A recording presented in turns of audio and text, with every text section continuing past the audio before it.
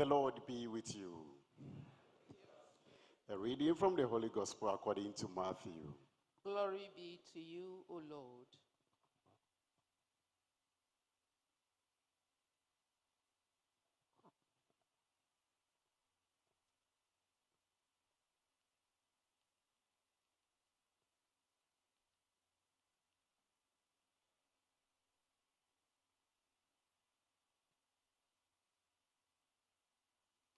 The Pharisees went off and plotted how they might entrap Jesus in speech.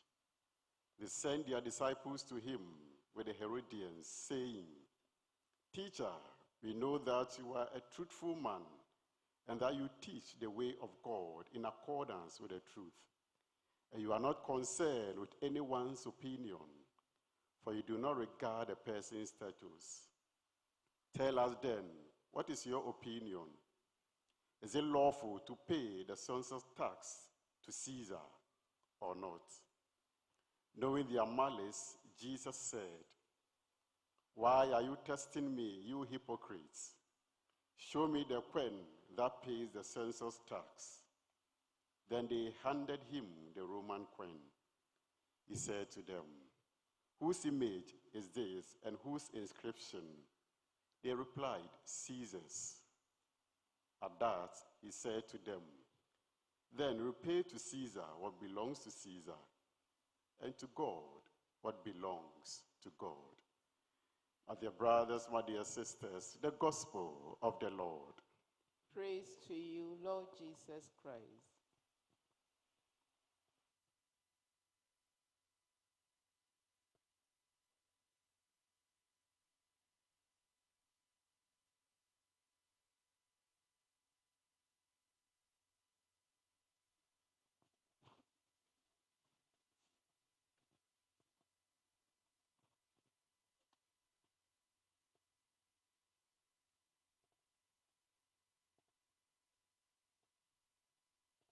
Saint Bakita, The fortunate one, Saint Bakita, the fortunate one.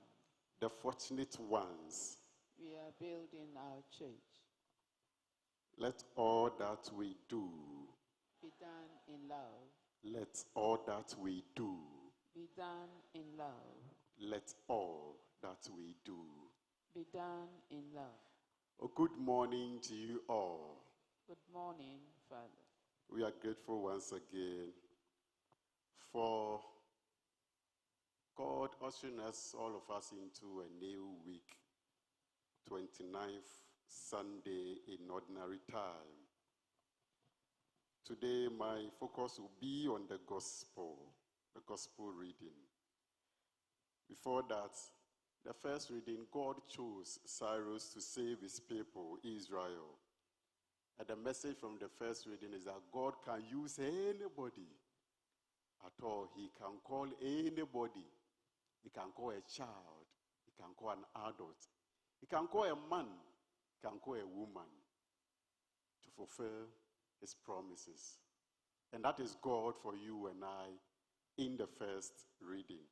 And the second reading, Paul is also giving thanks to the people of Thessalonica because they accepted the faith.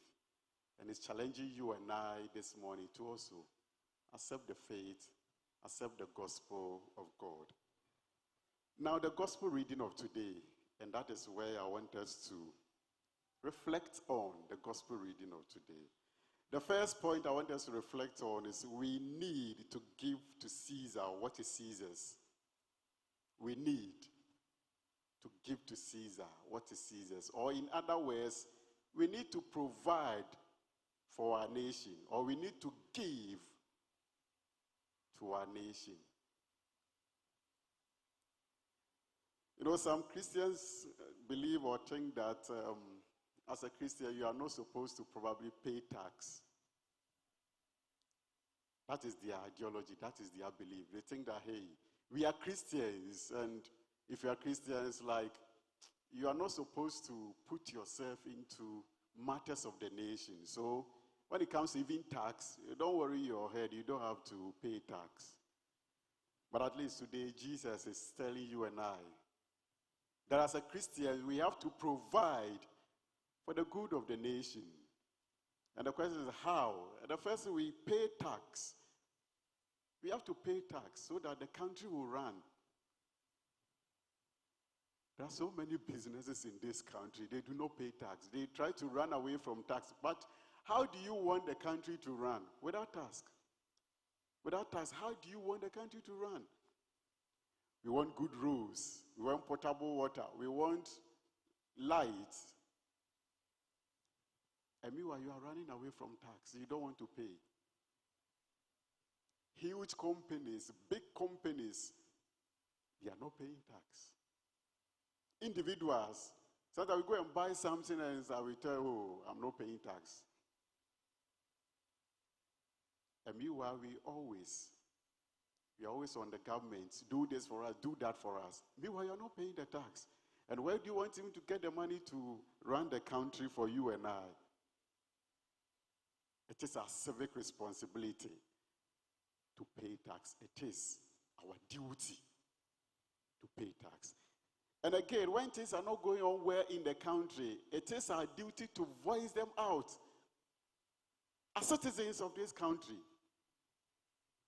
We don't have to say that we are Christians, so we keep quiet. No. You see, when there's peace in the country, we'll be able to have that peaceful atmosphere to come here and worship God. But imagine there is war in this country. I'm sure you and I will not be here this morning to worship God. And that's the more reason why we have to voice things out when things are not going on well in the country. It is your responsibility and it is your duty. But many a time you see Christians, they are always quiet. Well, we don't want to meddle ourselves with politics. No, we are not saying join political parties. We are saying that voice them out. Voice the things that are not going on well out. Things are not going well. You are saying that I'm Christian, so I will not say anything. No. It is your duty. You have to give to Caesar. And that is your duty as a citizen of this country. It is good, the free education. But now look at what is happening. We have a whole class. They are in the house. They are not in school. So in this case, should we say that we are Christians, so we shouldn't say this kind of stuff? We have to say them. Because it's affecting you. It is affecting me. Now, all those who are in the house, which means our parents, they have to provide for them. They have to look for classes for them, pay extra money. It is affecting you. It is affecting me. Should we keep quiet? No. I'm sure most of us, we use the motorway. I'm sure we do. And we have seen the state of the motorway. So as Christians, we have to wait for people to die on the motorway before we come and use the pulpit and then talk about them and then say that may God have mercy on their souls. No. We are Christians, but we are also citizens. We have to talk about those issues. Now, look at our environment. Look at the inner roads. It's not potholes, but what? Manholes. Sometimes you are sitting in the car and you are dancing. People think that you are playing music. You are not playing music. It is a road. So it's like you are shaking like this. Hey, Father is enjoying himself. I'm not enjoying myself. It is a road because it's not smooth. I'm shaking my body. It is your responsibility, my dear Christians, to raise all these issues. Then again, we come to the second point, which is we need to give to God what is God's. We need to give to God what is God's. Now, there's this story, I'm sure you've heard of it, or you might have read about it. Then an old man went to hospital, and he was very sick. And then 24 hours, the doctor put an oxygen on him. And then He was well. And they brought the bill. And it was about 5,000 cedis. Just 24 hours. Oxygen. 5,000. The old man took the bill and started crying. And the doctor said, "Oh, my dear old man, why are you crying? If it's about the bill, then don't cry." Then the man said, "Oh, it's not about the bill. Why? Because I have money to pay for the bill. I am very rich. But I'm crying because I've lived it on this earth for about 90 years. I've been breathing freely the oxygen of God, and I've never paid anything, and I mean nothing to God. But I came here, and you gave me an artificial oxygen for just 24 hours, and I'm paying 5,000 cedis for that. My dear doctor, I am owing God." And the story continues to say that the doctor bowed down his head and he shed a tear.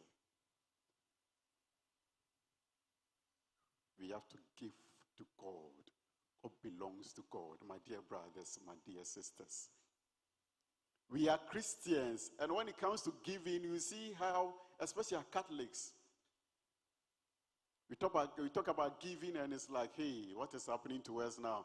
The church has now turned to money.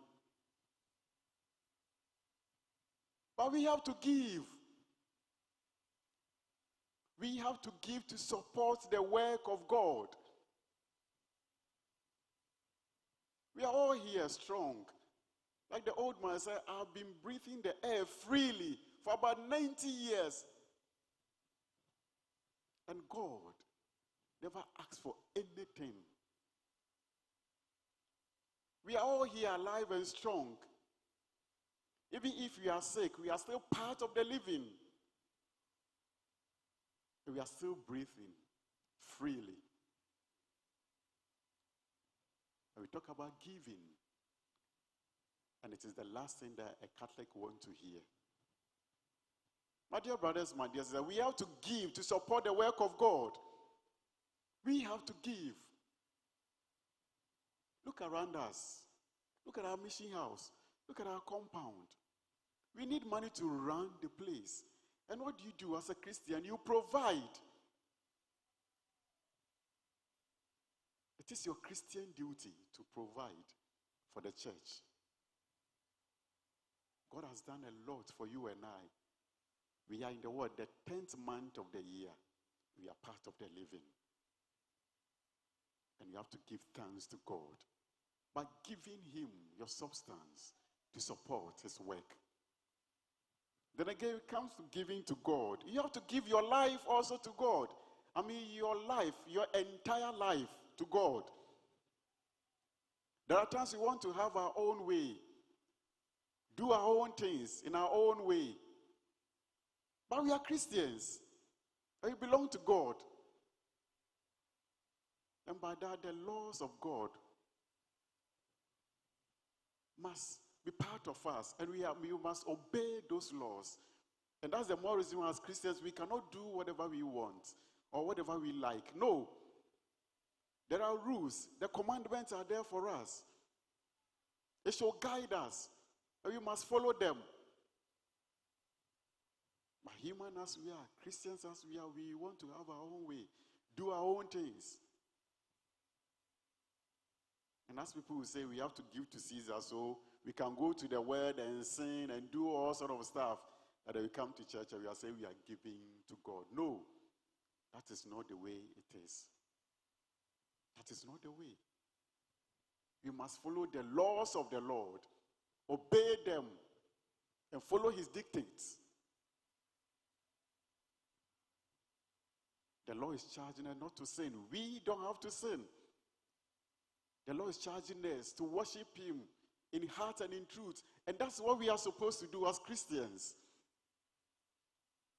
We surrender ourselves in totality to him. That is giving to God your all. You pray. You sing songs of praises. You read the word. You take part actively in the Eucharistic celebration. And that's the way you give yourself to God. And by providing for the church, for your neighbor, for your brother, for your sister. And that's the way you give to God. My dear brothers, my dear sisters, it is our responsibility to give to God your life and then your gifts. Then the next point is a seek further clarification or understanding before you make a decision. Seek further clarification or understanding before you make a decision. That's also coming from the gospel reading. Now we are told the Pharisees and then the Herodians, they came to Jesus and they questioned him about giving tax. And we are told when they asked him a question, Jesus asked them, give me a coin. He said, what? Give me a coin. Then he asked them, whose inscription or whose image is on this coin? He said, Caesar. And he said, then give to Caesar. You see, sometimes we hear so many stories about ourselves, about people. People will come to us and complain bitterly about people. People will come to us and say all sort of stuff about somebody. And if you are not careful, there and there, you stand there and make a decision or say something about that person. But look at Jesus. He said, what? Give me a coin. Further clarification, further understanding, probing into it. But human as we are, no. We hear it and it's like we have seen gold. I have first-hand information about you. And you are not careful, you go about spreading rumors, destroying the person, saying all of stuff about the person. Meanwhile, it's just only one person who has come to you. My dear brothers, my dear sisters, let's learn from Jesus. They came to him to question him. But he didn't want to commit himself. Now why? Because the Herodians, they were part of the, let's say the Romans. They sided with the Romans. Why? Because they were benefiting from them. And the Pharisees were against the Romans. So for instance, if Jesus would say that, oh, pay tax, which means the Herodians, they are okay. And then the Pharisees will be against him. If he say do not pay tax, the Herodians will also hold Jesus accountable. And that is why you have to be careful. Anytime you are making a decision about something, anytime you hear something about somebody, you have to be careful. Because if you are not careful, you will commit yourself. It could be true or not. And that's why you have to probe into it, ask further questions, know more about it before you make a judgment or before you say something. You know, sometimes a worker, you are there and then a colleague worker will come and then just gossip about the boss. And sometimes if you are not careful, whatever you will say, that's what the boss will hear. Whatever you say, that's what the boss will hear. Then you go and say, but it was this person who brought the issue. Probably he was sent by the boss to test you. That's why you have to be careful. So probe into it. Seek further clarification about issue. Know more about it. Get understanding. And learn from Jesus. So that we don't commit ourselves.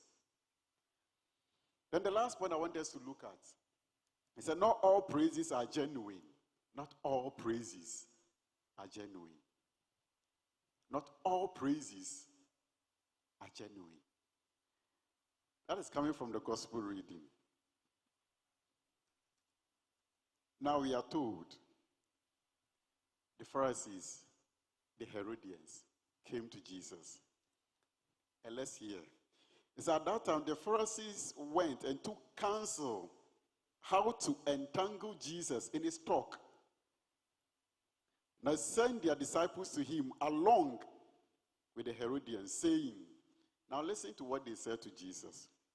He said, teacher, We know that you are true, and you teach the way of God truthfully, and care for no man, for you do not regard the position of men.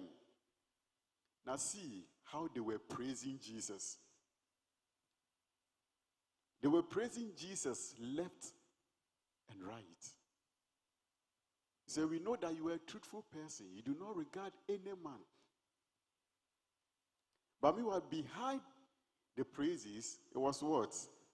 He said they took counsel how to entangle what? Jesus. So that was the motive. So all the praises, all the accolades, all the honor, all the glory, just to entangle Jesus. Just to get Jesus. There are times people will sing praises. They will hail us. In fact, when we are coming, they will be singing songs of adoration. They will praise you. They will lift you high, thinking that you are important. Oh, if I'm not there, the people will not survive. Be careful. Be careful. They were praising Jesus, but meanwhile, they were having a different motive altogether. They just wanted to what? Test him, entangle him. You see, as a young man, probably there's one lady that maybe you are chasing. You have been chasing this lady, chasing. And this lady has been turning you down every now and then. And then one day she realized that you were driving a Porsche car. You were living in a big mansion. Oh, you are working at a very reputable company. And then all of a sudden, this lady comes to you. Oh, what can I do for you? Can I come to your house and watch for you? Be careful. Be careful. He has seen that now you are doing well. Be careful. Singing praises. But there is a motive behind the praises. She wants to gain something from you. As a young lady, you see a guy is just toasting you, giving you vibes, praising you. You are the beautiful girl in the world, the most beautiful girl in the world. Are you to your head? Be careful. Be careful. You see, as a boss, your workers are just praising you, worshiping you, singing praises. Be careful. Probably it's because of what you are giving to them.